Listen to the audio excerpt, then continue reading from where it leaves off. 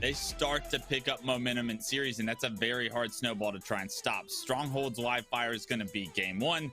Slayer on recharge game 3. Bazaar CTF is one of those game types that I feel like Sentinels is going to have an advantage in, and that's game 3, a very pivotal game in the series. And when I say Sentinels has that advantage, Tony, it's typically because the Bazaar CTF like meta is such a difficult one for newly formed teams to have success in, because there are so many different gaps that need to be filled, and if you're not on the same page, the objective work is so difficult to get done. So it'll be a very telling story if FaZe are able to get that job done in game 3. That's the one that sticks out to me.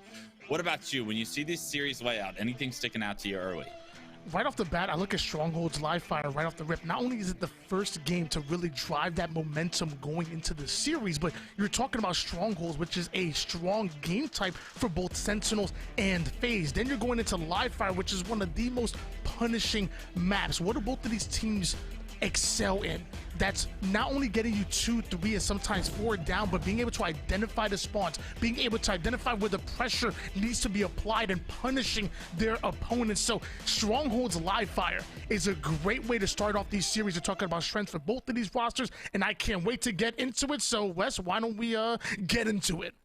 Yeah, I haven't done a deep dive on like the analytics of how scrims have been going, what the strengths or how strong of a game type this specific one is, but if I had to think about it for a minute, I'd love to see FaZe get off to a hot start in this series, and in doing so, they'd have to win this game 1, but it's a 2-2 split at the start. It's going to be Nick and Spartan going down on the side of FaZe Clan. Sentinels are starting to pick up their kills, and it's Frosty who's found himself the heat wave, and 2 kills to match. That double kill not only helps Sentinels' opportunity to secure A, but this overshield, they're set up for it as well.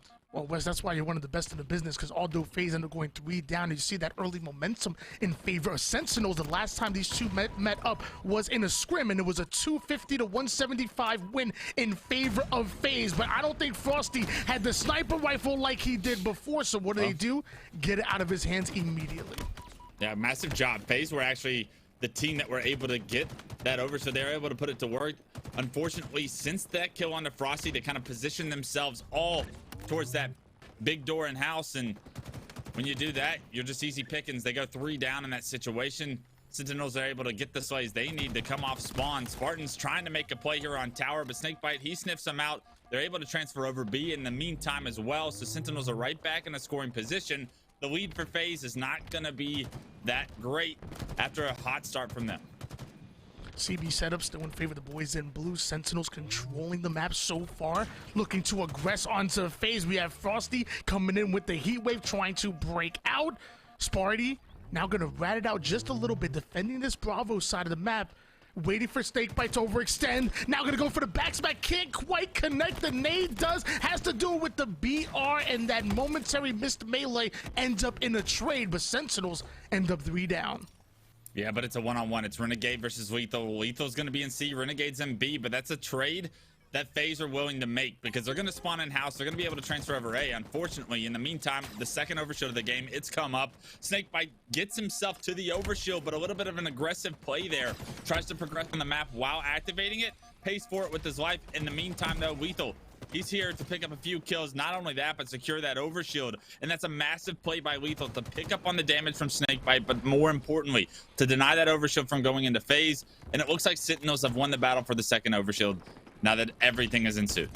Even though Sentinels were 3 down, LethuL still ends up with that overshield. This time SnakeBite making the same play that Sparty did, but he connects on the backsmack. FaZe find himself 3 down, and now Sentinels quickly moving in for the double cap, make it a triple cap. This is what I talked about, it being so punishing, that snowball effect. It rolls downhill and gets bigger and bigger, and so will Sentinels lead here soon. LethuL's in such a good position to keep his head on a swivel, but more importantly, affect all of the strongholds. It's a trip cap right now. The lead, it's over 60. How long can Sentinels hold this is the big question. As LethuL picks up that S7, he chooses to opt towards tower, and that's exactly where you want to be with this sniper. LethuL lines of the body shot, connects onto it, forces Nick to back down. Can't quite find the kill, but immediately target prioritization comes in, snapping onto 3 different targets and staying alive, but the nades are starting to come. Dodges 1 body shots. Nick once again, although wasn't able to get the kill, that's still quite a bit of damage.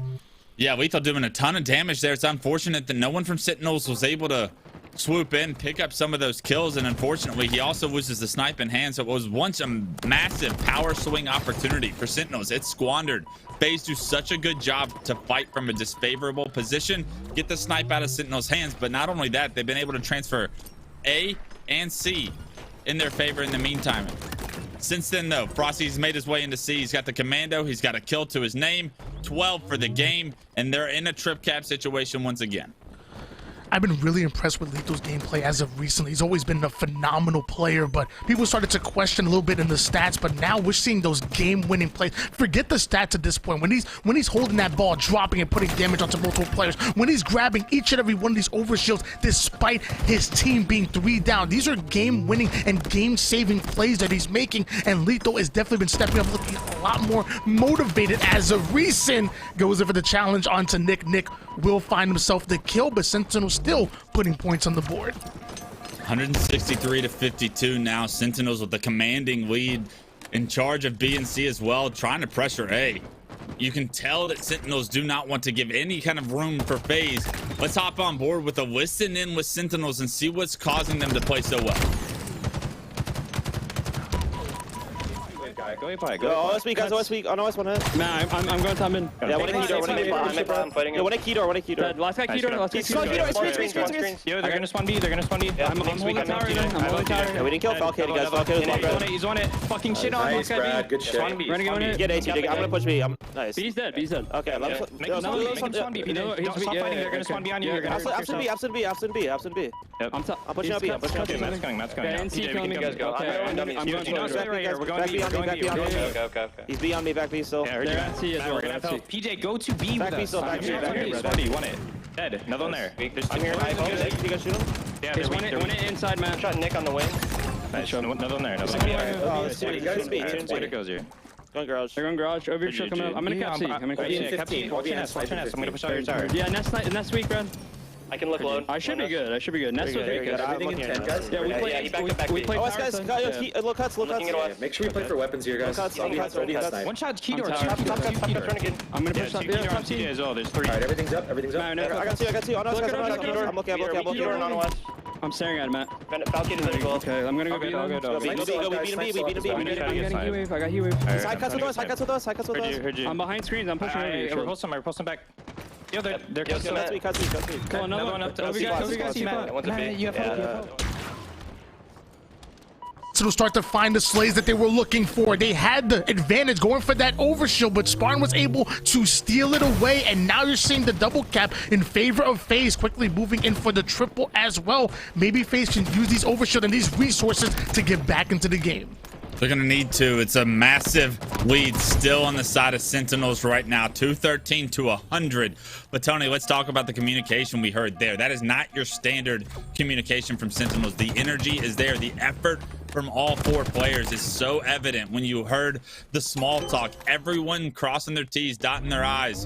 And that's exactly what it takes to be champions. That's the kind of communication that you can tell Sentinels are locked in early today. Not just about calling out locations, it's about calling out what you're doing, the small talk, everything, and also actively listening to your teammates as well is what makes a good communicator. But Renegade makes a great slayer. Puts the heat wave to work almost immediately. Now gonna drop down, try to get behind enemy lines, fires off a couple of warning shots onto SnakeBite, but he's gonna be hunted down quick. So now Sentinel's getting a bit of advantage. What can Frosty give us? He's got 18 so far for the game. Gonna be forced to play his life in this situation. Heat wave back in hand. You can tell the prioritization on this heat wave from Sentinels has been excellent. The shots are just as good. Frosty takes down Falcated. That's a big one. Started off as a 212 to 90 lead in favor of Sentinels, but now we're seeing an incredible comeback by FaZe. The same way we hopped into the comms with Sentinels, let's hear that communication coming out of FaZe and find out how they're going to capitalize on this newfound energy. I'm here, I'm shooting him. Nest, homie. Yeah, spawn nest. Watch that mode. Nice, guys. They're gonna get through. I might be able to Too much on a plat. He went key door. Oh, tower, man. They're gonna get through one, Nick. Watch out back tower. He's elbow. He ran mud, one shot. I'm I'm at one day, Mike. Breach man. Flat on his Frosty. It's only guy on you guys. His screen's now, screens. He's one shot, I think. We're going to B, guys. We gotta keep it. One shot, We have to get screens. A. Yeah, we have to keep it, we have to keep it. One in A. I can catch C, I can catch C, I can catch C. We're good. One guy B, last guy missing. I don't know where he went. He's on me. Mike, Shotty. Watch out, right tunnel. I died from top mid. Nice, Mike. Where's he going? A play. I'm looking, Mike. In A weak. I'm coming. I'm here, Mike. Another guy. A flat A Frosty. play. A flat Frosty. Nest on me. Lethal. I shot lethal I once. killed Frosty. Nice. Rotate's here as well. I left a nade. They're both one. I got Three. We can go B. Last one's just 1A. He's just 1A. They No, shot I spawned A. What the fuck? A beautiful 3 down coming out of FaZe and putting Sentinels to work here. It was looking grim for moments, but now FaZe are right back in it once again. They're holding on to the trip cap. They're still holding. 242 points have been accumulated by Sentinels, but they have been stopped short. Can they make the comeback? Yeah, it's a BC hold still. They had a trip cap for a little bit there, and FaZe have done a good job to try and manifest a comeback here. It's on the back of Falcated, really stepping it up. He had 3 kills when Sentinels had a 100-point lead. Look at what he's been able to do since. He's starting to really heat up, and that's the difference here so far towards the late game. Unfortunately, because FaZe built this massive hold, this deficit, they have to do so much work in order to come back. It is now manageable. With it being within 40, Overshield is coming up, and KingNick trying to secure it. Unfortunately, that assist means that Sentinels are going to be able to get that Overshield, and it is going to be in the hands of SnakeBite. A couple of players for FaZe, they go down. This Overshield makes it 3 down for FaZe, and with 8 points is all Sentinels need. FaZe have got to come off spawn quickly and do something about it. FaZe could not afford to lose that Overshield, and of course SnakeBite, the general, is able to steal it right from the double cap has been grabbed, but SnakeBite now has to get into the action, held off from the pillar side, still able to make it through, can't quite contest it in time, but he can still get the slays. Renegade goes down. If Sentinels can get one more kill, they can steal away Bravo. It's not over just yet. SnakeBite's under heavy pressure right now, although he takes down Renegade. There's another player in the stronghold, a player on elbow holding him as well, but he's finessing. Round and round he goes. He finds another kill. SnakeBite playing his life just perfect here, but he needs help from the team. The team's not there. They finally get rid of SnakeBite in B, and FaZe continue to score. Sniper rifle in the hands of the main Slayer. Looking to line up a shot. Frosty tries to get in there. Can't quite hit the shot, and he's going to pay for that one. Royal 2 puts him down.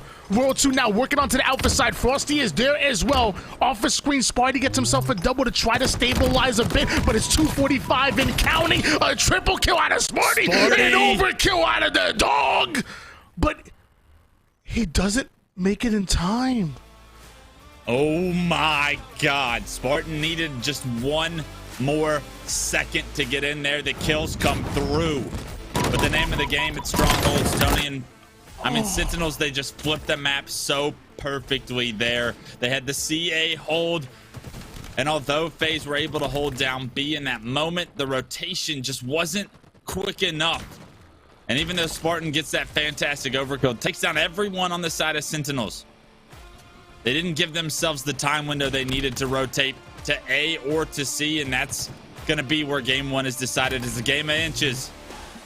And unfortunately, those inches are now favored for Sentinels here in the series. They're going to take the 1-0 lead, but FaZe, if they showed you anything in the second half of that game, is that they're here to play for the rest of this series. Clutch, this is the reason why I can't be a professional player. Besides the fact I don't have the skill, the awareness, the IQ, or any of that, but the reason why is because if I lose that, an overkill, you're going in, you're 1 split second away from stopping the time, and ultimately they probably would have got that capture and taken the win. And something like that happens where I'm not able to get in, I'm mentally crushed. I don't even know how I wouldn't be checked for the rest of the series, because you do everything right, and at that point, it's just about timing. Let's take a step back. You did everything right the second half of that game. Okay. It's a full game. You're playing an objective, and the big difference there in game 1 was Sentinels came out swinging. That early lead was massive for them. That allows them to have things like that overkill happen and still have a win condition in the books, right? That's the big thing about some of these objective games, is you got to play the entire time well. You can't just heat up in the middle of it and expect to win.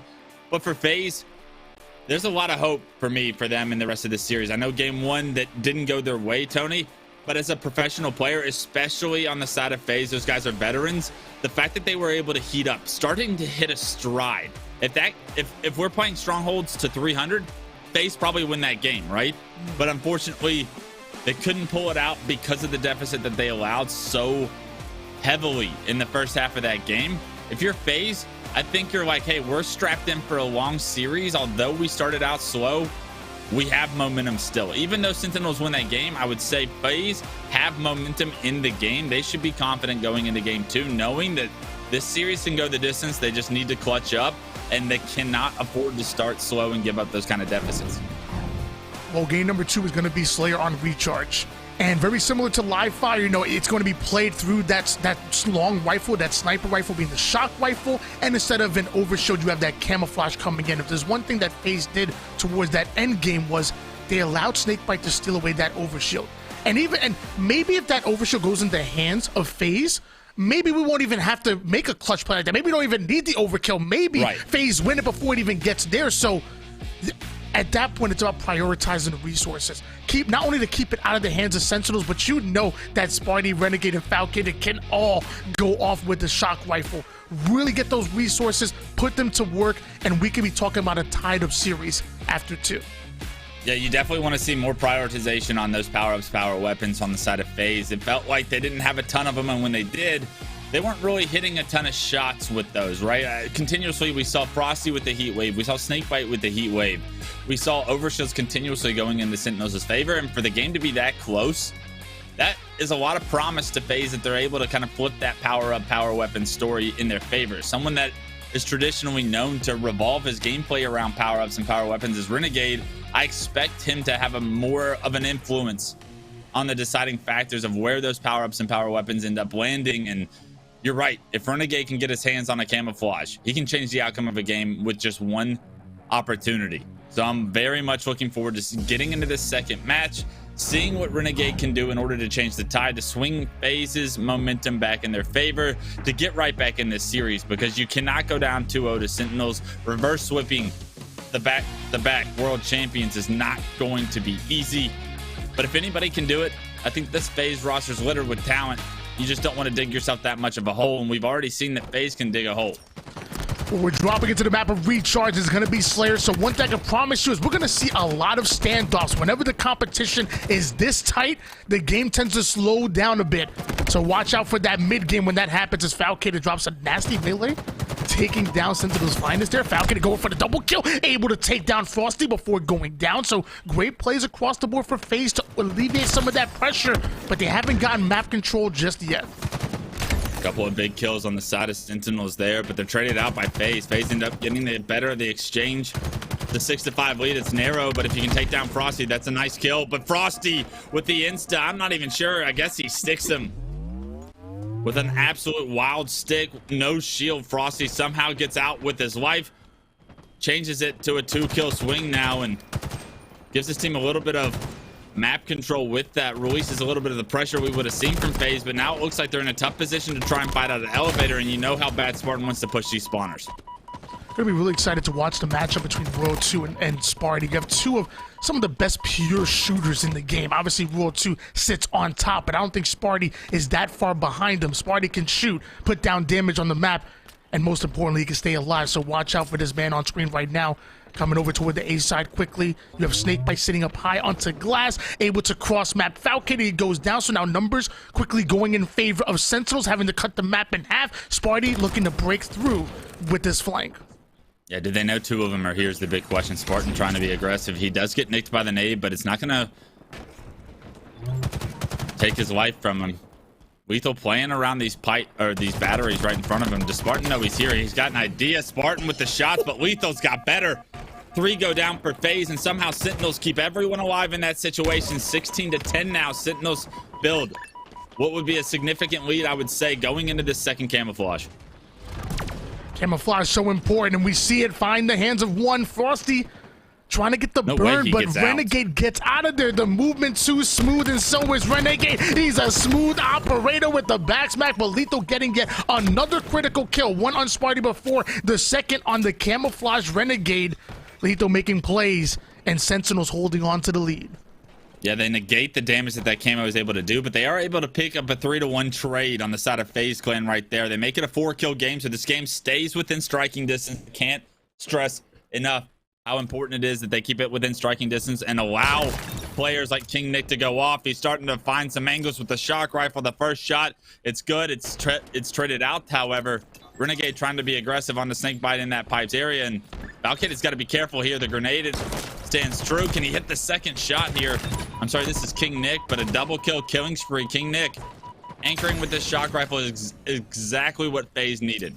When these two teams matched up in scrims, it was 2-1 to FaZe on this very map, but they never played Slayer, and as of right now, Sentinels are looking good with just holding on to the lead. FaZe have been able to keep it close.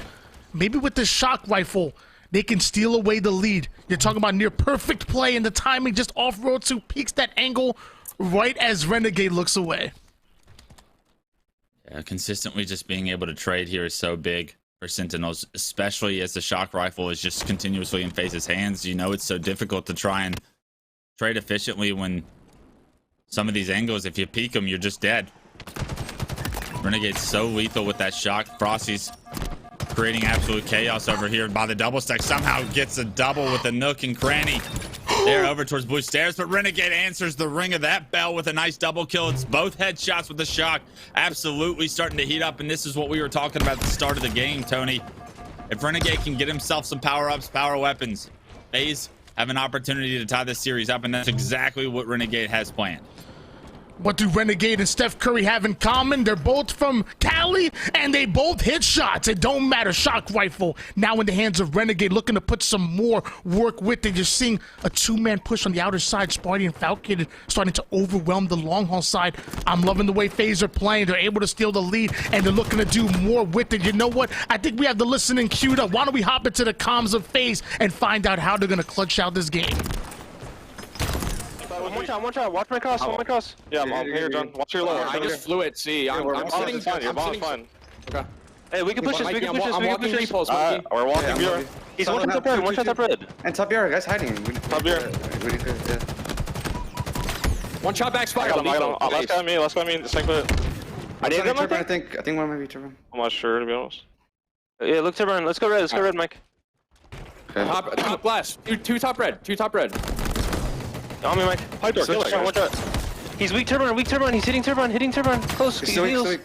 Heals. Nice. Pipe door weak. Watch out, pipe door. One shot, pipe door. He's hell. Watch out, hell. He's one. Another guy needle boxes, Mikey. One shot's half wall. Nice. Yeah, well, half wall. Watch out, Captain, watch out, half wall. Batteries? Trippy core? Batteries. Yeah. We can kill this guy trippy. Red glass on me. I'm dead.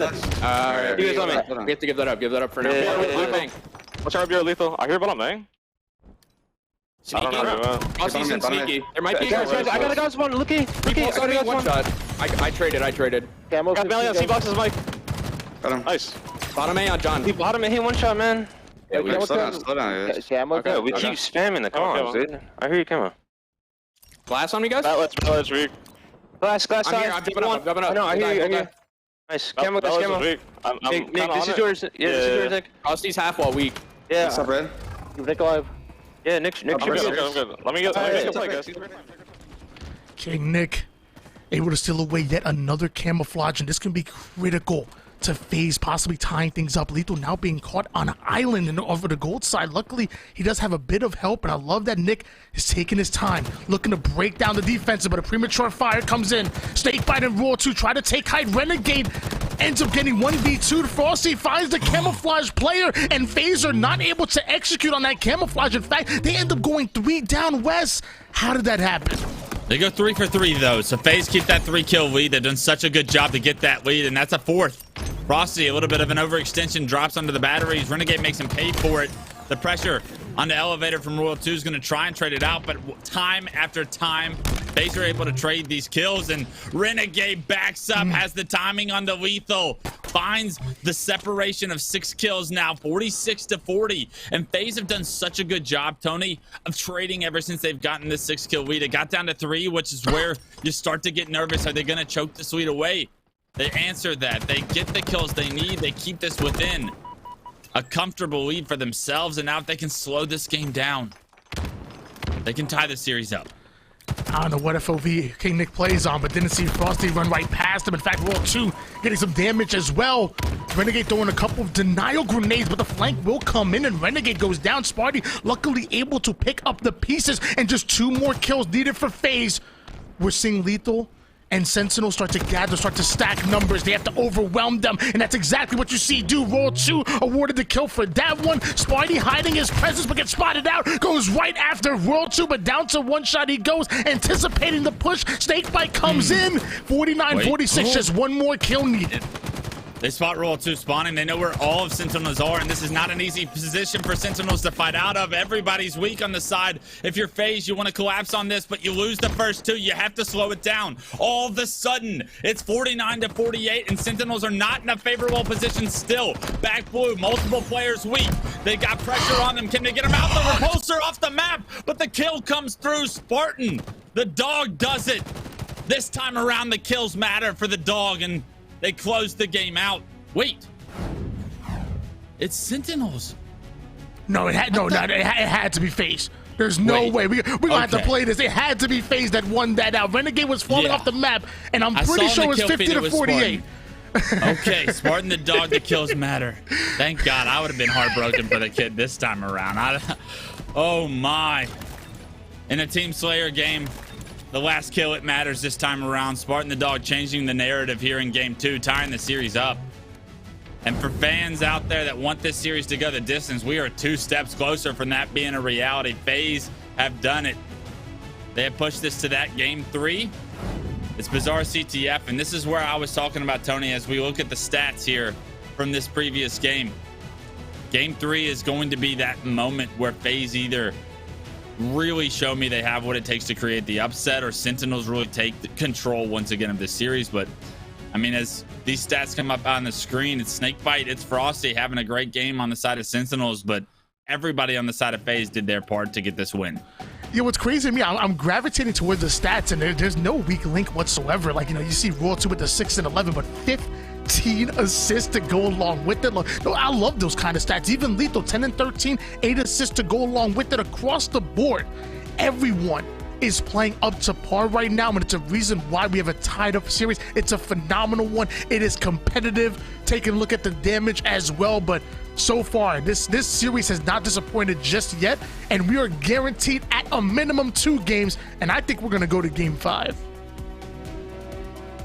We'll see. The players get to decide it, but that was a massive response from FaZe. A lot of resiliency on that team.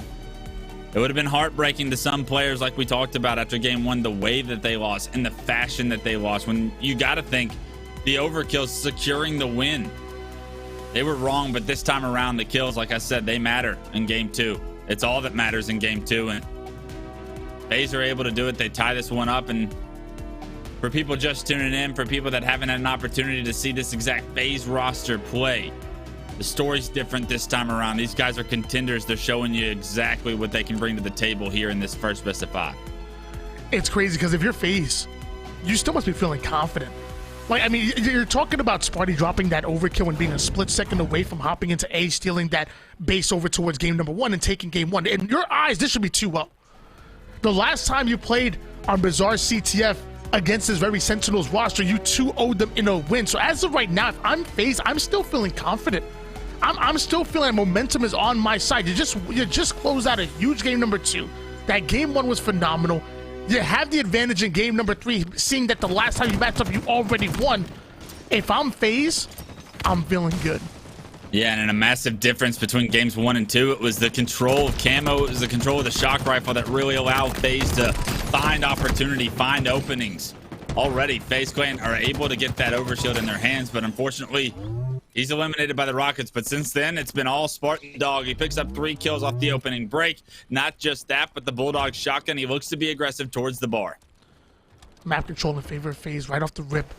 And that Bulldog combined with the thrust is going to be an absolute nuisance. Well, of course, you give the dog, the Bulldog. It just makes sense.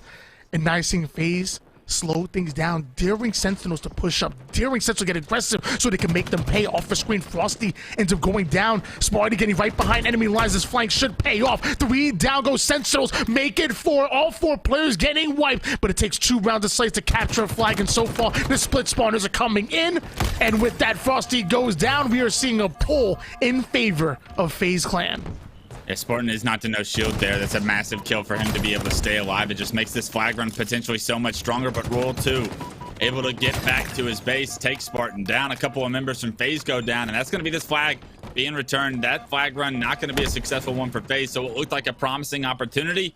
It was squandered by FaZe, and this is one of the big questions coming into Game 3 for me, as Bazaar CTF is one of these games where if you're not absolutely coordinated and you don't play it perfect to a T, it is very difficult to get these captures all the way back to your base and punched in. Is that something FaZe are going to struggle with? We'll find out, but something they're not struggling with so far, Tony, is the slays absolutely dominating the map control story for the first couple of minutes of this Game 3. Sentinels obviously clutching out to stop that flag from going forward. The return was well, but FaZe are still controlling the pace of the game, and that's what matters. They get themselves another overshield based on the slays and the map control that you were talking about, turning that overshield immediately into a kill, immediately into a momentum as they start to get aggressive here. Renegade now finds himself a second one, a killing spree at that roll 2, caught by himself. LethuL getting isolated as well. 2 down goes Central, make it 3. FaZe are now pushing in. Meanwhile, SnakeBite and me have the same amount of kills on the map. God. SnakeBite turns, he gets the kill. 3 go down for FaZe, and the last player alive. He's not in a good position. He's actually taken down. It's a clean wipe. So once again, another failed FaZe push here as they try to approach the Sentinels base, and it's good defense from Sentinels so far, but how long can that defense stand true? Can Sentinels get on the offensive side of the map? It seems like they haven't really crossed that 50-yard line, and that bodes well for FaZe's future, but eventually something's going to have to break. Is it going to be Sentinels' defense, or is it going to be an overextension on the side of FaZe that will cost them? Yeah, one thing I've learned is never to count Sentinels out, especially when it's still tied up at 0 piece, and now that Frosty having the only power weapon on the map at the moment, and the most important one at that, they should be able to free up this BR side and start to get aggressive here. LethuL already holding height. Frosty waiting patiently. LethuL off his screen gets himself a kill. FaZe are starting to stagger a bit, and now Sentinels are starting to push up. The first rocket fire, the second one is a bit of a whiff here, but they're still getting aggressive. They're still pushing up. FaZe are trapped right now. I want to talk about how well KingNick just played his life. Although he gets taken down eventually, doesn't get a kill, the fact that he was as difficult of a kill as he could, bought some time. But in the meantime, the rest of Sentinels, they have done the unthinkable. They have gotten the slays they need. They got the flag on the move as well. All 4 members of FaZe Clan are now coming off spawn, and it's a shotgun run. Not something we often see as overshield is coming up. FaZe are going to be able to play for this overshield. But will it be too late? That flag already through the trenches. This overshield player in Falcated is coming through the double doors. Rule 2 gives all the information, but the slays are going to be what's important here. All 3 members of Sentinels go down. It's up to SnakeBite. He can't make a play, not in a position. And now it's going to be a counter cap opportunity for FaZe. And it just tells you how tough this map is, how punishing it is. We've seen 2 great pulls on both sides, and both of them end in a return right over towards the mid-map. And now 3 down goes Sentinels. FaZe will have yet another chance. That flag is already on the move a bit. LethuL doing a great job of concealing his presence right to the right time. Shots going down to Spartan. Finds himself a kill. Renegade relays that flag forward. Renegade ends up going down. Sentinels find the slays they were looking for, and we see yet another return here on Bazaar. Hell of a play by LethuL there to make sure that flag does not get advanced. He baits Spartan into the perfect position in that tree, able to stop that flag run as well. So this game is tied up still 0-0, nothing giving on the defensive side right now. It's been Sentinels who's probably had the closest opportunity to cap, but that overshield, it was worth so much on the side of FaZe. It's another opportunity now as 4 go down for FaZe. Sentinels with another shotgun run. You can see that this is something that they want to actively have. It's not typically the most traditional flag run we see on Bazaar, but maybe Sentinels are having success here in scrims as far as the shotgun runs are fact. And if they can prove that to be true, they're getting the slays. Nobody on the side of FaZe is going to be there to stop this one this time around. SnakeBite's going to punch his team in the lead here 1-0. 1-0 lead in favor of Sentinels. We talk about the 3 phases on Bazaar. It's getting your slays That translates to map control. It's pulling the flag, but it's also getting that second round of slays on the overextenders, and Sentinels played it masterfully. So far with the lead, 6 minutes and 7 seconds on the clock, so theoretically there's enough time for FaZe to make something happen, and we've seen how well they've been able to get map control, but now they need to convert it. Rockets and Overshield are up. This is the most important part of the game. They already have the rockets. Renegade snatches up that Overshield. He has a Bulldog, so all of the power weapons and the resources in the hands of FaZe, there is no excuse to not pull this flag. They're getting put to use to try and break in, but if they're not able to finish these last couple of kills, they're not going to be able to get a nice flag run. They're going to have to reslay, and unfortunately, all of that power they were able to achieve, it's pretty much removed. The Overshield, it squandered. The rockets, they don't create the power curve you would think that FaZe needed to get into the base. Sentinels' defense continues to stand strong, and Tony, as you step back, you look at the slays, what was once a heavily dominated story by FaZe earlier in this game, all of a sudden, Sentinels have the lead in not only the flag caps, but the slay story as well. And you can feel the momentum of this game 3 shifting. And it's all because of that man, Roll 2, 14 and 10, 4 assists to go along with it. I've heard you refer to him as the best point and click player in the game. No matter what game it is, Halo, Call of Duty. Shoot, give him a little bit of CSGO. It don't matter. The man simply hits shots, but forward down goes Sentinels. FaZe able to grapple into that flag, cutting off that timing just a bit. The flag moving forward, even going to slingshot over towards the shotgun side, but the overextenders are still coming in, and he ends up going down. That flag sitting towards the mid-map.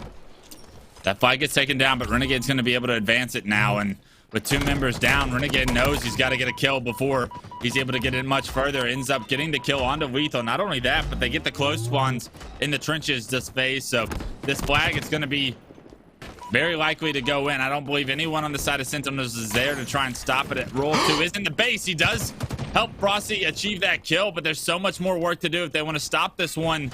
And it is going to be FaZe in there to punch this one in. It wasn't easy.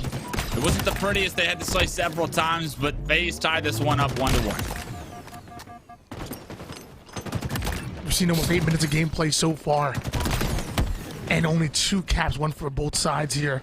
Maybe this Overshield might be exactly what they needed to cap another one. FaZe do find themselves 3 downs, up to Sentinels to identify those spawners and punish them once again here. Frosty with the Overshield, he has to be that forward player. He has to be the one to initiate the fight. Roll 2 and LethuL starting to come in. FaZe are huddled up over towards the base. This is their final stance. When you're backed up against a corner, it's only one direction, and that's forward, and that's what FaZe are looking to do. FaZe forced to play defense here. They go 3 down. Renegade's already overextended, though. Look at his position just narrowly.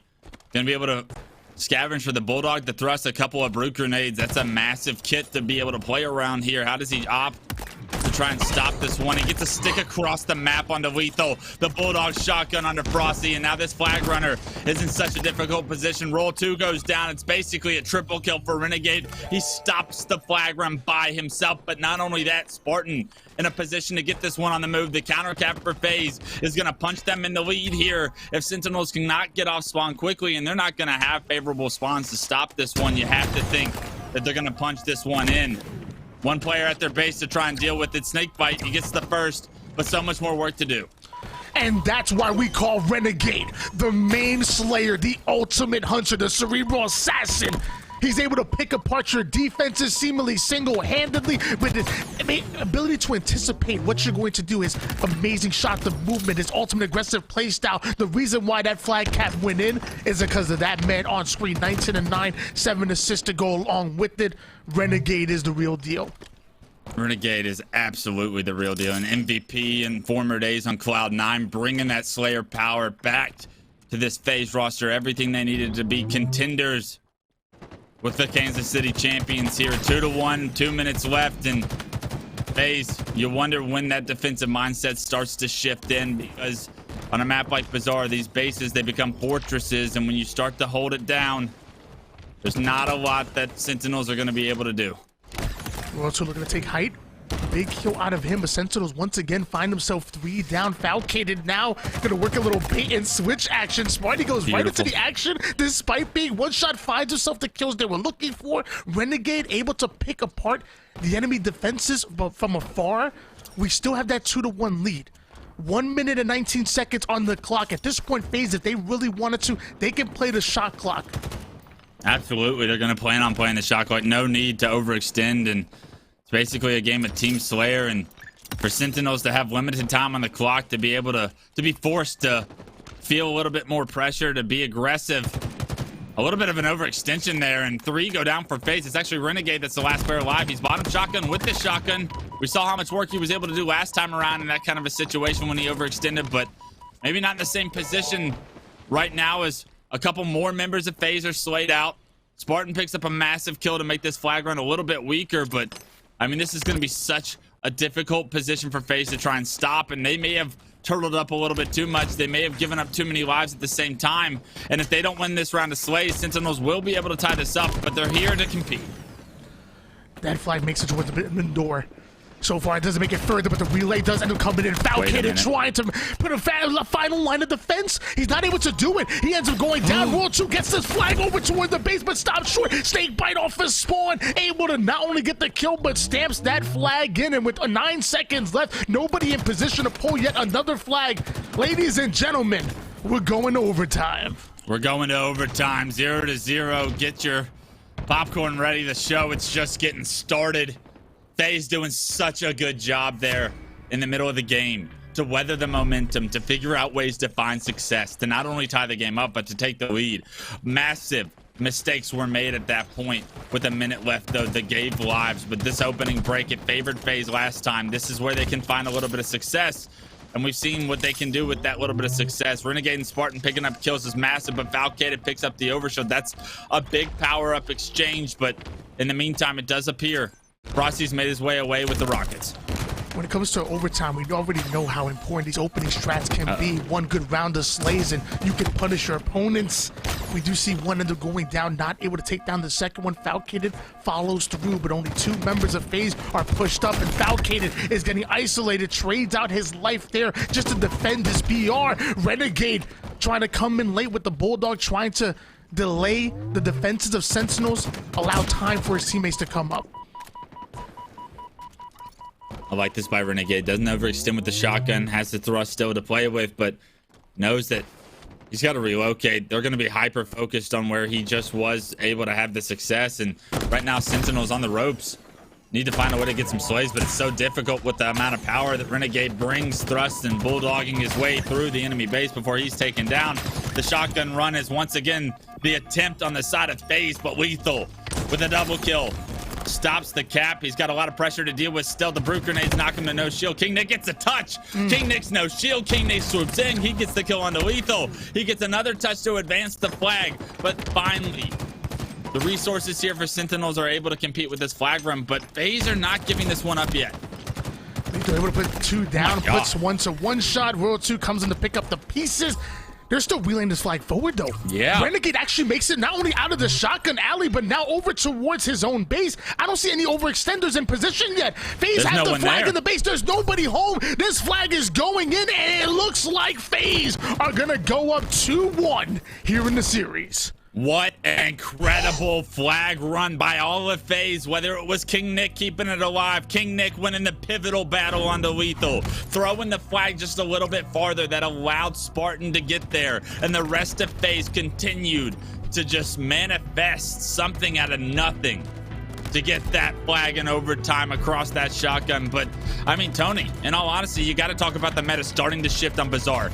Just about every flag run run towards that shotgun. I think only one of them was successful through the double doors. A completely different meta than we were seeing at Kansas City throughout this year. And when FaZe, I asked the question, are they going to be able to have that level of success? What it takes to get flag caps on a map like Bazaar CTF, they just changed the meta on us, right? They just say, you know what, we're not going to do it the traditional way. We're going to be scrappy. We're going to run it through shotgun. We're going to figure out ways to use these brute grenades that are way overpowered in order to have a little bit more success. A little bit of free damage goes a long way. They get the slays they need along the flag runs. And now all of a sudden, FaZe have the lead 2-1 in this best of 5. Take a look at some impressive stats, and you're right.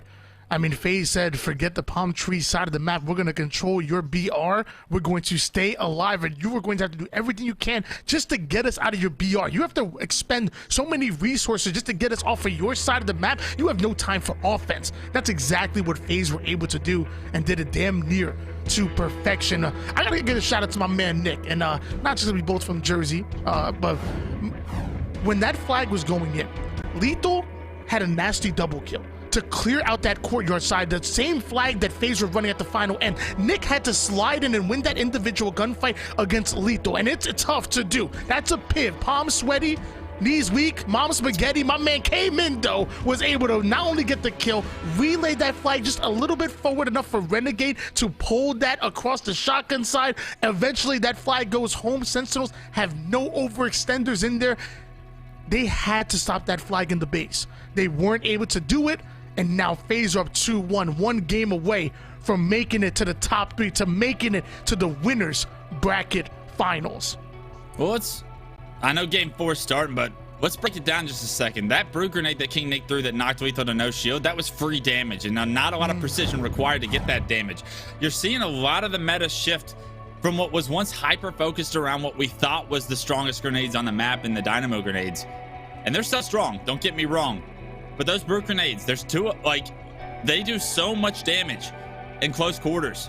On a map like Bazaar, that's why you're seeing these flag runs run throughout that shotgun. Being able to scavenge for those is such a crucial piece to what we saw as the recipe for success. But as game 4 starts, let's focus on Streets Oddball. The name of the game, it's Rockets. Bottom middle, LethuL's been able to get away with them for now. The kills, unfortunately though, have now gone into FaZe's favor, and with those kills, you have to think the early time is going to benefit FaZe for now. I've said it time and time and again, I'll say it again. When you're looking for a fight, you take it to the streets, and that's exactly where we're going. Sentinels right now fighting for the winners bracket lives. Needed to desperately send us into a game number 5 here. Sentinels looking to put in the work. We're already seeing a little bit of a lead in favor. Sentinels, more importantly, FaZe are going 3 down. Sentinels are gaining control. Frosty gonna rotate that ball over toward the PD side of the map, and now FaZe having to make something happen off of spawn. It's gonna be Sentinels with the setup in PD. But KingNick's pretty advanced on the map. They need to flush him out if they want to hold this setup. They do just that. They get the numbers advantage. There's a player hiding top rail. If they don't clear the corners, SnakeBite could do some damage, but a great job by FaZe to even up the numbers to take SnakeBite out of that position. The ball is going to be rotated back tower. So now Sentinels with a great rotation here, able to milk a couple extra seconds. FaZe need to figure out a way to break this rotation though. They've allowed it to happen, and now, even though FaZe have pretty much been able to slay with Sentinels throughout this oddball time, it's the rotation from Frosty right now that has really been a game of chess that FaZe don't have the answer for yet.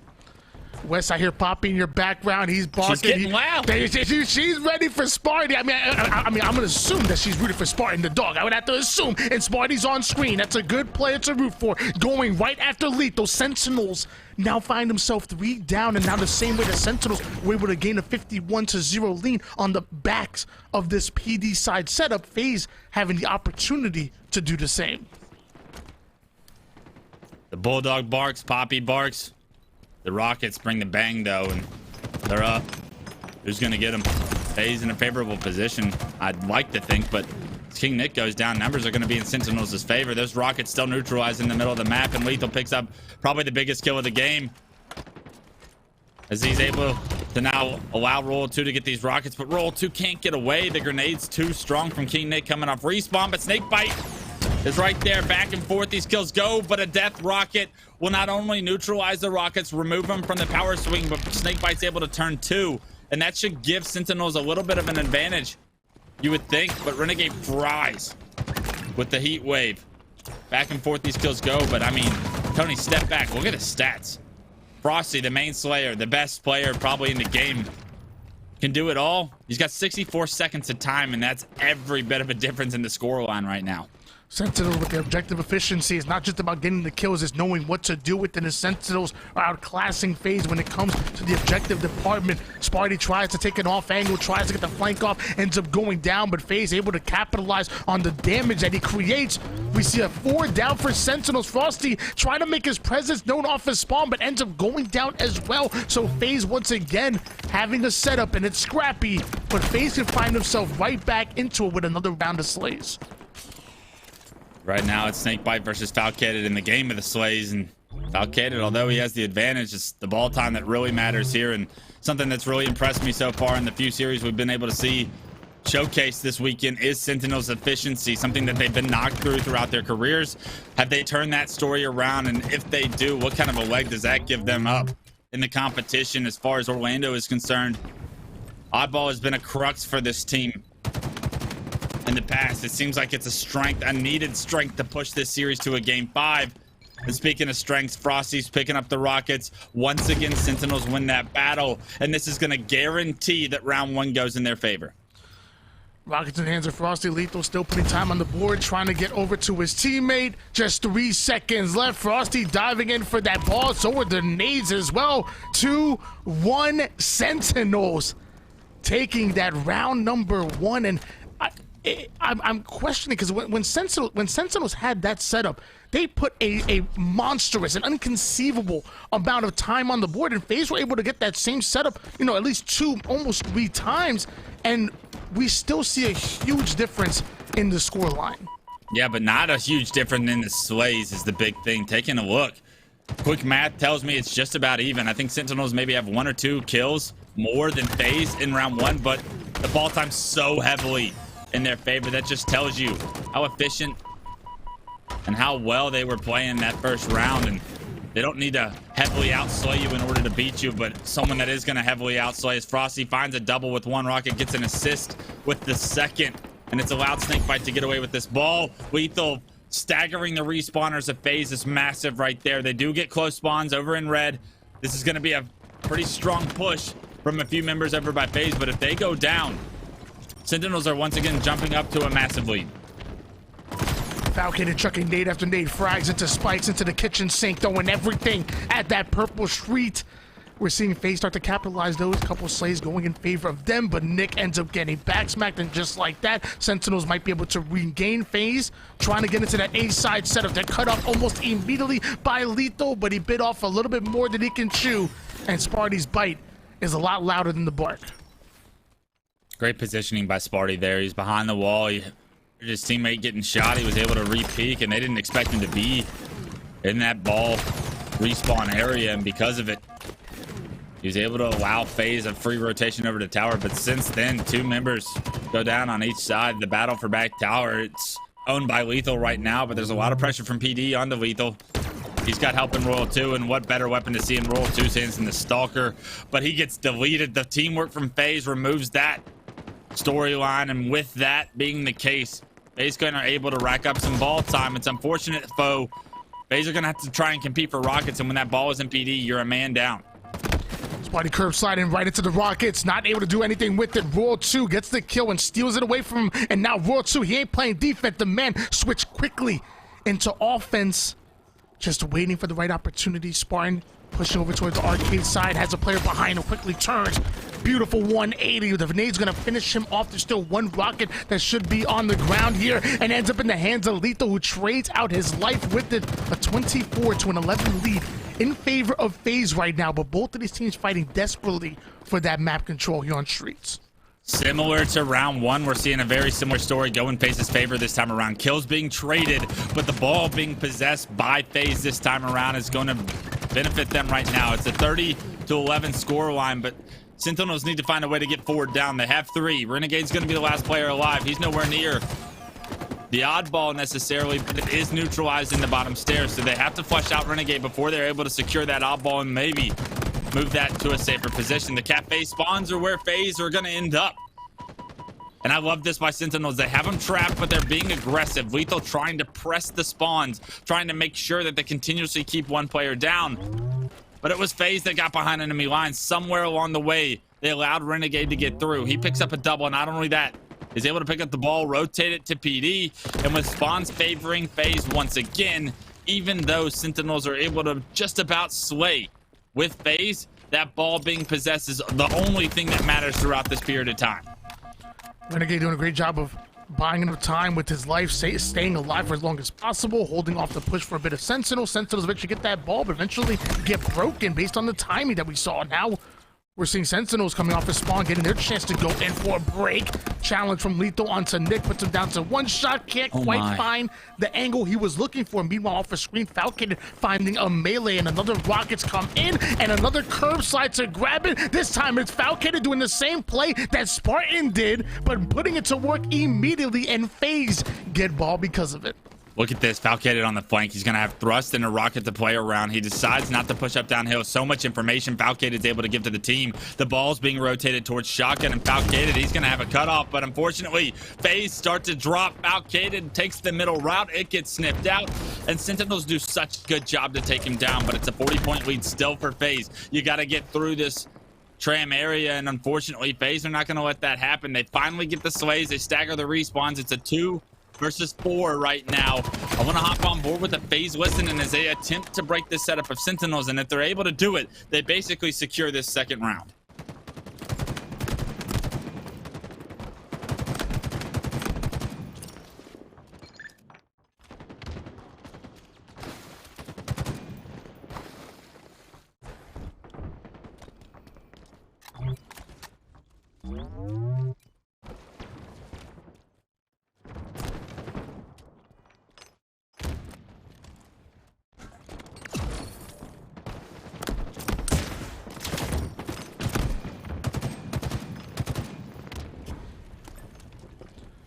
Bit of quiet comms there. No comms. World 2. Crazy how they have this much success with absolutely no communication, but obviously something going wrong there. But back to the action we go, and I mean, Tony, we want to touch on it. I said FaZe needed to break that setup if they wanted to win the second round. Well, they've struggled to break that setup. It looks like it's finally done, but if you're taking a look at the score, it's just a 10-point game at this point. FaZe rotating this ball over towards the subway side, holding on to this setup here. They're looking to take round number 1. They don't want to see a game number 5 with rockets coming up. Sparty is well positioned to defend it here with the shotgun. In fact, maybe steal it away right into World 2. You're not the only one that can bar guard 2. I promise you, Sparty can as well. So can the shotgun. Rockets now find the hands of FaZe, and Sparty knows what to do with it. Just 9 more seconds to steal this game. Sentinels having to make the longest rotation across the map in order to get the ball out of the hands of Falcated, and I don't think it's gonna happen. We're going to a round 3.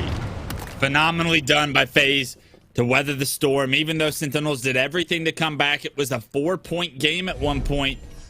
They stopped the momentum of Sentinels. They punched their ticket to this round 3, and FaZe are looking to knock Sentinels into the elimination bracket with a round 3 win here. Right now it's the battle between the 2 Slayers, Falcated and Frosty. You got Falcated 21 kills, 6 assists to go along with it. Frosty currently 20 and 8. And of course the Sentinels, they're able to get that ball quickly onto the A side. That objective efficiency is coming through once again, but Renegade is coming in as well. That's going to be a double kill, almost able to get the triple as he puts damage onto 3 different players. Sentinels find himself 3 down with a momentary 1v1. The one-on-one KingNick versus SnakeBite. KingNick gets the better of him. Roll 2 can't quite get in a position off respawn to try and compete for it. Things are chaotic right now for Sentinels. They need to clutch up. I want to hop into a listening with Sentinels and see if they have what it takes to get us to a game 5. I'm going Good shit, nice job. Renegade's up. Okay. Ball's moving. Yeah, can you go right, Brad? Yeah, I'm waiting for this host. Bottom tower. You're good. Alright, no getting average. Go, 2 going left, 1 going left already. Ball's moving right. Yeah. Ball's moving right. T1. I'll come with you guys. 2 shotty. They're going down low. He's on cuts. Yeah, T1 and then Heaven shooting me. Yeah. So one in back, guys, going laundry net. 3 mid and 1 shotty. One laundry. One shot PD. I got it. I'm gonna. So nice. Biceps. Three steps coming. Biceps. Yeah, I'm gonna die, guys. I'm gonna die. No. Matt, somewhere C. One shot. Ball is tossed out. Driveway, Matt. Driveway. That's shotgun. Renegade. Another one. One in. I think there's got biceps on Brad. Yeah, laundry. Sorry, Matt. B-Balk. Rushing you. I'm here. Is he already close? I'll be rockets in Holy shit. Here, Matt. I'm going for the ball. He's weak, guys. He's weak. You gonna teach? I got him. Nice. Sweet. Yeah, there's more in B. Yeah. Try to run B it. box side I looking for you. got you. Rocks in 10, guys. Rocks in 10. One shot trash. One shot trash, yeah. Just fight for me. Go Ivy side, drop trying, him. Rockets in 5, guys. Trash that. 1-8 Renegade, 1-8 driveway. All right, new rockets, guys. New rockets. The other one driveway. I'm on in rockets. Yep, make sure. Okay, nice. 1-8 driveway. There's 3 right. 3 right. 3 right. One tower, bottom tower, kill me. I'm helping you Nice, drive. Matt. Rocks are down. No, PJ, I want to leave these guys. I'm not coming. Okay, rockets. I'm at. See you guys mid-map. Rocks are down. Just one hit. Behind you, Ivy. Heard you. And one hit. P1. Thrust is up, guys. If we spawn on Arcade. benches. Nice. Behind you, chasing Brad. They're supposed to be 2C. Yeah. Yeah, Rocks are down mid still. Rocks are down mid still. Oh, quick. I'm going for him. What if rockets in mid-map? Yeah, and we got me posters, Renegade. Half of laundry going for rockets. Yeah, they're gonna get rockets. Someone He get has an them. LC. He's laundry jumping. And then Another one AJ killed me. jump. Oh my god. I'm tired. Okay. He's gonna be left. P1 weak.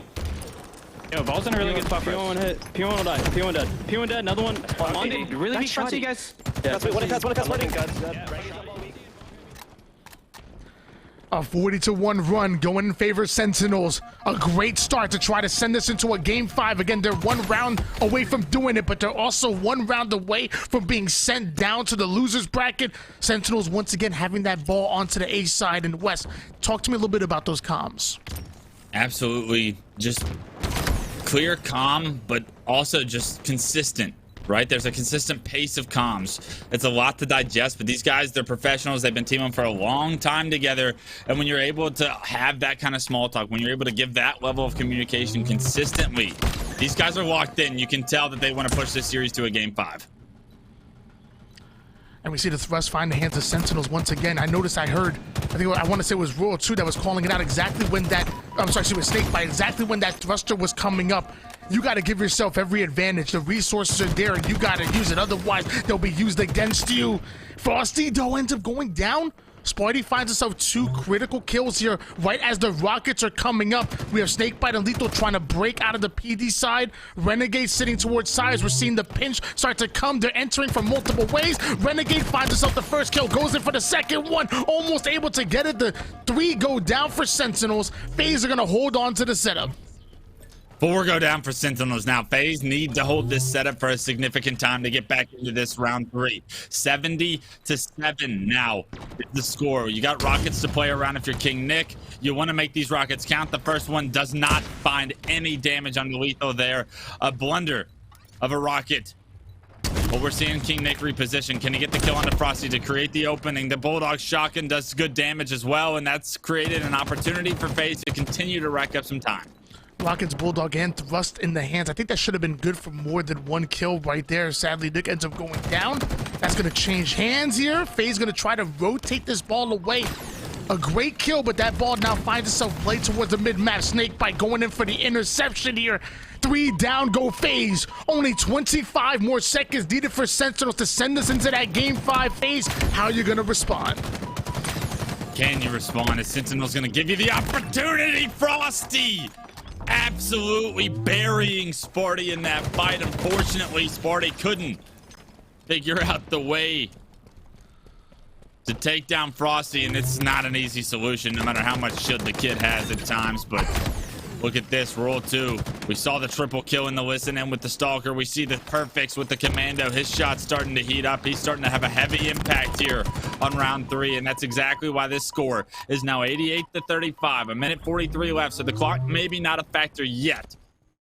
But 12 points is all Sentinels need, and every second that that ball is neutralized continues to be win conditions off the board for FaZe. We see another rocket launcher coming up, and I think FaZe desperately need it. If Sentinels are able to get their hands on it, they might close out the game with it. So Falcated recognizes it. Double kill right off the rip. The denial grenades to deny access, but Frosty has great nades as well coming right back at him. The rockets coming up right now. Frosty finds himself a kill. The nade onto Sparty. FaZe are trying to overwhelm it. The curve slide goes in. And it looks like that rockets was stolen. It's going to be Royal 2 getting it. And that might spell sayonara for FaZe. They go 3 down. The ball finds the hand. The LethuL Renegade snipes them all the way from the subway side. So another round of slays are needed before Sentinels are able to commit to this ball. And they're not going to risk it, right? They're fine with that ball sitting exactly where it is. It is not in a good position for FaZe to try and compete for. FaZe have got to be the team that makes the move here, and Sentinels know that. They play passively. They set up. Are FaZe able to break this setup is the big question. Renegade gets behind enemy lines, has the thrust bottom tower, gets a nice kill, but you need more than one apparently because he gets taken down. A 3 go down for FaZe. The ball gets touched, so it's not respawning anytime soon. And it's down in a more vulnerable position now. Front tower. Sentinels know that they can play time as well as in this game with points. So now the win condition starting to make FaZe feel pressured, feel the need to go for this oddball, expose themselves in vulnerable situations, and Sentinels are taking advantage of every moment. FaZe in between the scoreboard and the shot clock right now. Just 10 more seconds. They have to play desperate. They have to dive in for the ball. Nick is going to try to deal with the final player, chasing him over towards the B side. Finally, FaZe find that ball in hands, but they're going to need to play perfect Halo. They can't drop it for 1, 2 more seconds, and it happens here, and it looks like he grabs the ball, but it's not in the right time. Just like in game number 1, the overkill. Can't quite find the hill in time. Not able to grab a hold of that ball with just a split second left, and it looks like we're going to a game 5.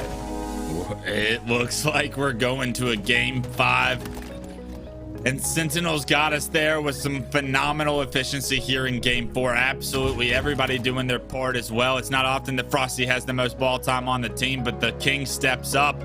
He makes every bit of the difference in the score line to get his team to that game 5, and fans everywhere, they're joyful, right? If there's any way we can kick off today in our winners bracket semifinals match, it's a game 5 between Sentinels and FaZe. And if we take ourselves back to the Slayer, it was a close one. FaZe got the better of Sentinels on recharge, but that shock rifle was such a pivotal weapon used to create some of the difference. And if we learned anything about Sentinels there in game 4, is that if you give them the power weapons, they're going to have that same level of success. So I could not be more excited to get it underway and see who can prioritize the power weapons, power-ups better, and see who's going to pop off and be the difference maker. But I mean, Tony, as we're looking at the slays, it's not that big of a difference. But if you look at the ball time, it's a massive world apart, especially in rounds 1 and 3.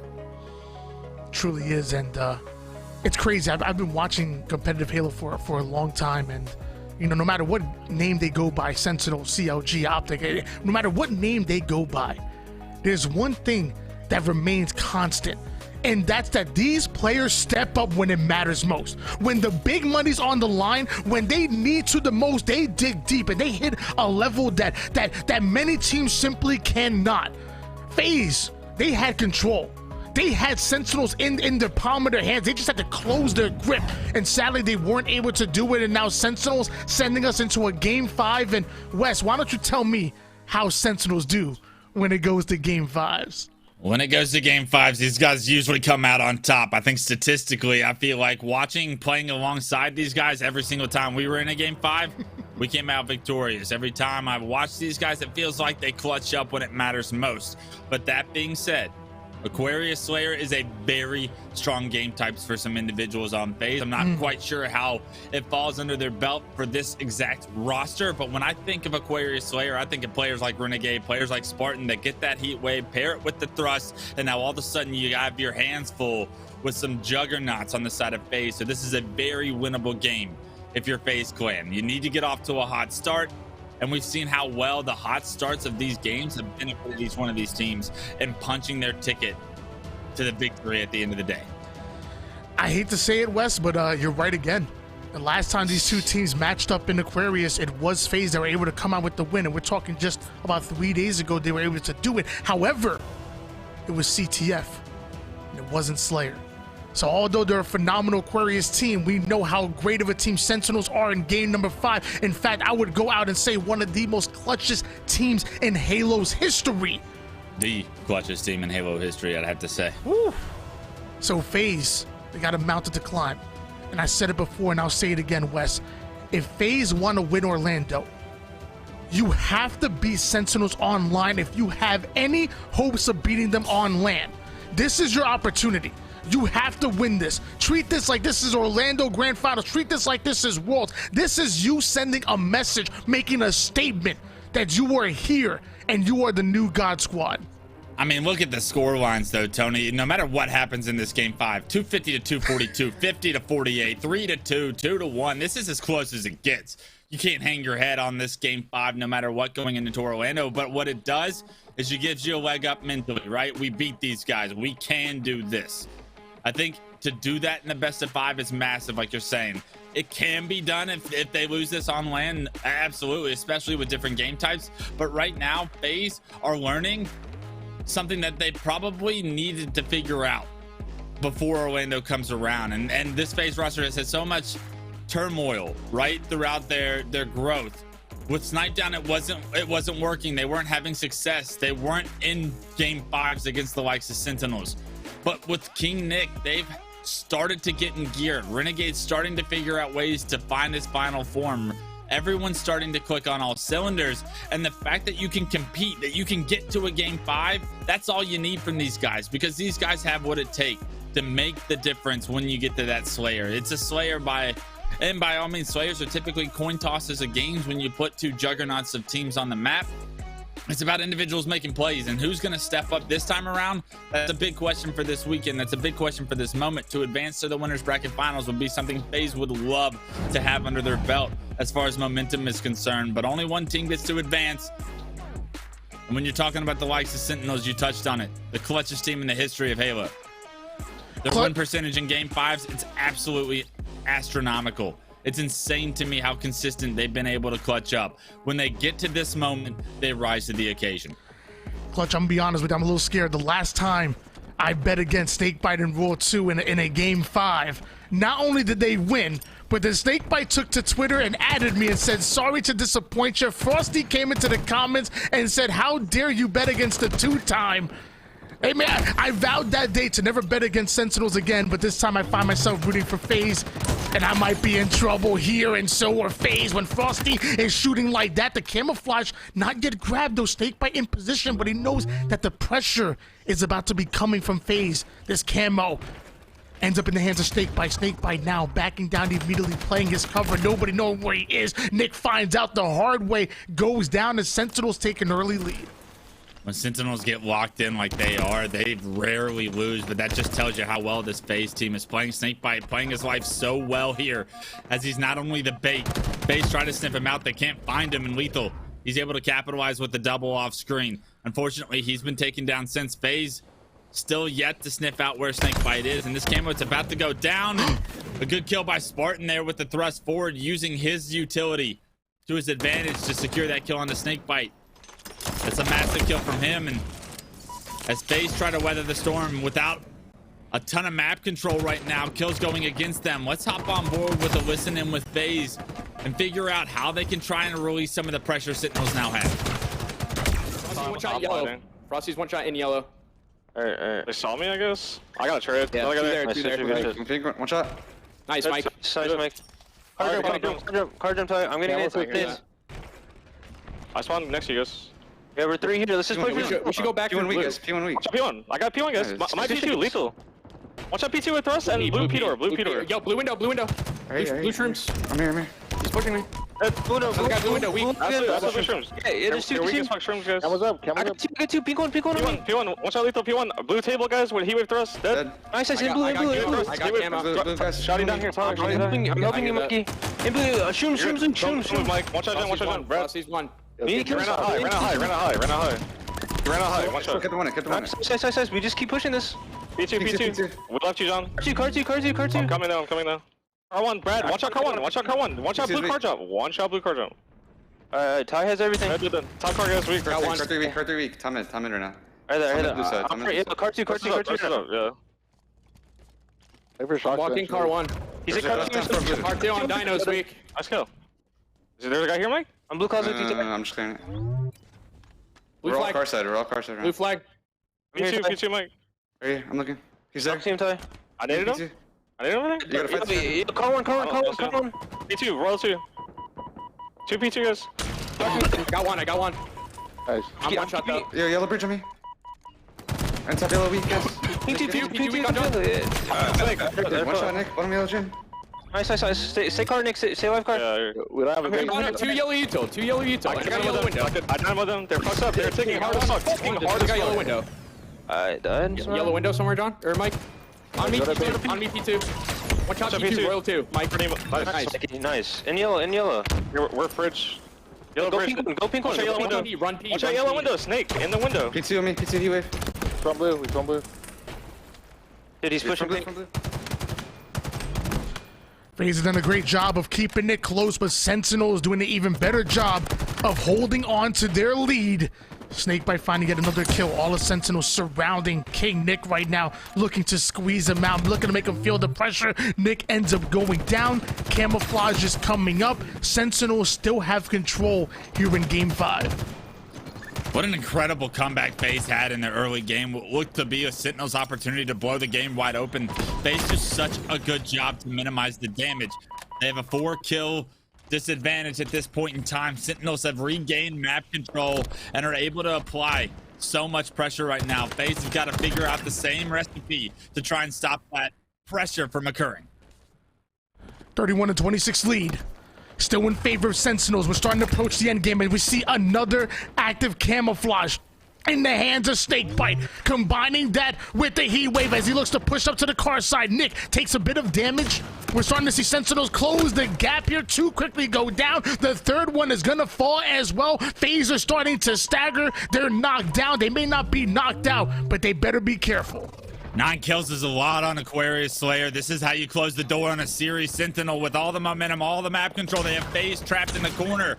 All on the pink stairs. They heat wave doing damage. 3 go down. Renegade, he's lost his teammates. He's by himself top the base. And now Royal 2's got a commander rifle in your face. You get taken down. You flip the map. And Sentinels have every bit of control they need to end this one. Royal 2's on a killing spree. Royal 2 staying alive. Falcated dropping right into the hands of him. It gets an easy kill. Now moving for the double. Can't quite find the shots with the Commando. Renegade able to stay alive with just 8 more kills needed by Sentinels. LethuL forced to back down. All of FaZe now forced to gather up. Forced to play that bait and switch. Every life matters. They would have to play their perfect Halo if they want to find themselves in the winners finals. They got to get some map control. That's the big issue right now, is they don't have any angles, they don't have any space, and Sentinels aren't giving them any angle they try to take. They're getting back down. No one on Sentinels missing shots. Everybody doing their part. They get the first pick again, and this is where Sentinels smell blood in the water. They look to push again. Renegade relieves a little bit of pressure. KingNick rotates around. He finds himself a kill. All of a sudden, 3 go down. It's an overextension on the side of Sentinels that make it a 10-kill game, but still so much work to do on the side of FaZe. And Sentinels afforded the opportunity to make a few mistakes, to go down a few times, and once they come back with a vengeance. Immediately putting FaZe onto the back foot. We have LethuL breaking ankles with the thrust. Just 3 more kills needed. There's 3 more players in front of them. Frosty and SnakeBite able to pick apart 1. Frosty putting damage onto 2. The bait and switches are coming in. Sentinels are setting up the shots. They're gonna volley it in. FaZe end up going down, and that's why they're the world champions. Welcome to the big leagues. What a way to end it, Frosty. Absolute confidence is what this kid has in his gameplay. It's showcased in the double kill at the end. It was LethuL. Frosty pushing into the base. They get every bit of the damage they need to get the kills to end the series. And what a series it was, Tony. As close of a series as we were going to see all tournament long, you have to think. And although Sentinels started to run away with it at the end, it's because of the map control, it's because of the textbook perfect play from the entire team that allowed them to gain that lead. But FaZe, they're going to be kicking themselves for letting that series go after a 2-1 lead. But they've shown the world that they can compete with the world's best, and that's exactly what FaZe intend to do. And while we're watching these Elgato replays, why don't we bring back in Jolly? And I know you've been watching real close, Jolly. Come on in. Let us know how you feel about that series.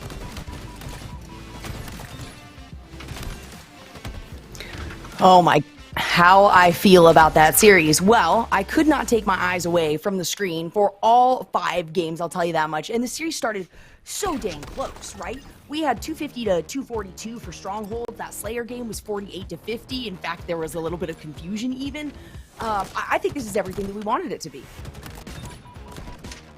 You couldn't ask for more. Absolutely. Couldn't agree more. And it's a game of inches. So many of these games in this series decided by 1 kill, decided by 1 player making a play. Spartan gets the overkill, but can't quite get into a stronghold. You have to think if there's another second on the clock, FaZe win game 1, the series is completely written in a different light. But what an impressive game 3 as we take a look at the highlights from Bazaar as well. This was the big question mark for me. FaZe was going to push this series the distance, and they shined in some moments in this match in order to get the lead in this series. And all of a sudden, when FaZe had the lead, we started asking questions amongst ourselves. Tony, I know you were thinking FaZe was going to take the series, and rightfully so. They looked strong, but they couldn't punch their ticket to the dance in the winners finals. I know I'm a loudmouth. You are. I know I get hyped, but how can you not be passionate when watching that? Like how can you? I got goosies right now. I'm shaking with excitement. That was intense. That was two teams leaving it all on the line. Damn it, that was Halo Esports. That's why we're here. That series was everything that I would ever want in watching a tournament matchup, and that's just the semifinals. Like, are you kidding me? Oh my gosh, make some noise.